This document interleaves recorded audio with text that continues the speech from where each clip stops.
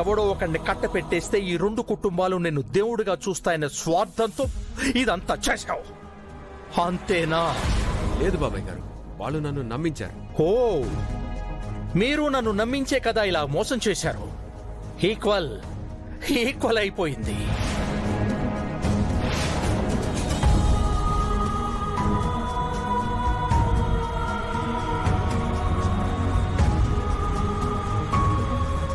నీ భర్త నా దగ్గరకొచ్చి నా భార్యను బెస్ట్ బాక్సర్గా చేయండి, మీరే స్పెషల్ కోచింగ్ ఇవ్వండి అని అడిగితే నీ భర్త ఆశయాన్ని నెరవేర్చడం కోసం నీకు స్పెషల్ కోచింగ్ ఇవ్వటానికి ఒప్పుకున్నాను. కానీ నీ భర్త నా పరువు గురించి ఎందుకు ఆలోచించలేదు? రుద్ర సార్ ఏం చేసినా మంచి కోసమే చేస్తారు. జయ జీవితం బాగుండాలని ఆ మోసగాళ్ల సంబంధం తప్పించారు. వాళ్ళింత మోసగాళ్ళని నాకు ముందే చెప్పొచ్చు కదా. చెప్పొచ్చు మామయ్య, కానీ వాళ్ల మోసమేంటో మీకు కళ్ళకు కట్టినట్టుగా చూపించాలనుకున్నాను.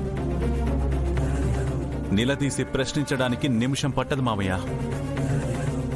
కానీ అబద్ధంతో నింద నిజం కాదని నిరూపిస్తే అప్పుడు నేను కావాలని చెడగొట్టానని నా మీద నిందలు వేస్తారు. ఇదంతా మీకు చెప్పకుండా మీ మనసు బాధ పెట్టినందుకు నన్ను క్షమించండి please.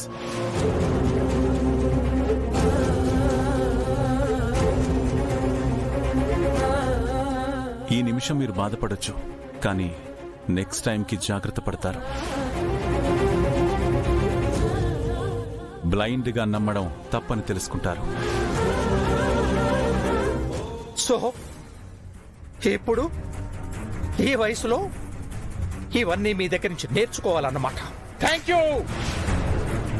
You very much Rudra. ఇదంతా నువ్వు, మీ పెదనాన్న, ఈ వీరు కావాలని కంబైన్డ్ గా చేసిన కుట్రని ఇప్పుడు నాకు అర్థం అవుతుంది.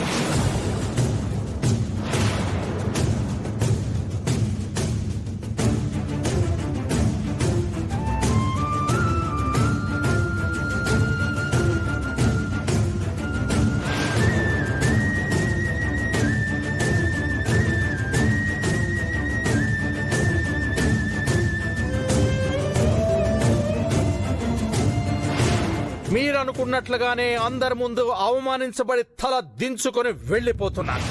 హ్యాపీనే కదా?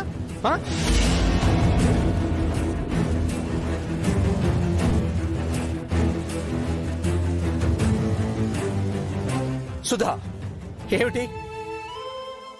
ఎందుకు ఏడుస్తున్నావు?